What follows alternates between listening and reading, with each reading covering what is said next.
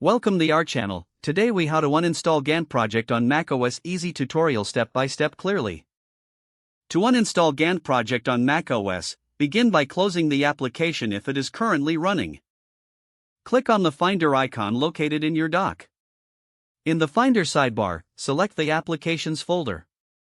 Locate the GanttProject icon within the Applications folder. Right-click on the GanttProject icon.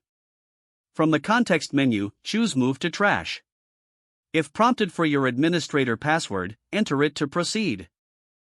Next, open the trash by clicking on the trash icon in the dock.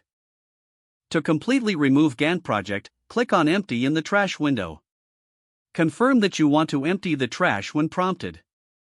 For a more thorough uninstallation, check the Library folder for any leftover files. In the Finder menu, click on Go while holding the Option key. Select Library from the drop-down menu that appears. In the Library folder, open the Application Support folder. Look for any GanttProject-related files or folders. If found, right-click on them and choose Move to Trash. Next, go back to the Library folder and open the Caches folder. Check for any GanttProject cache files. If you find any, right-click and move them to the trash as well. Once you have removed all leftover files, return to the trash and empty it again. You have successfully uninstalled GanttProject from your macOS. If the page does not load, refresh the browser or try again in a private or incognito window. Make sure you are using the correct email address, then retype it carefully to avoid small typos. If your password is not accepted, use the reset option and create a new strong password you can remember.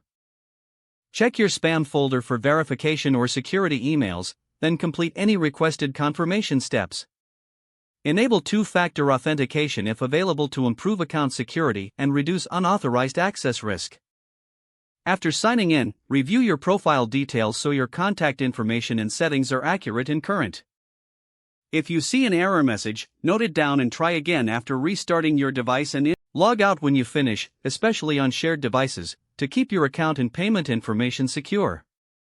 If the page does not load, refresh the browser or try again in a private or incognito window. Don't forget to like this video and subscribe to our channel for more step-by-step tech guides.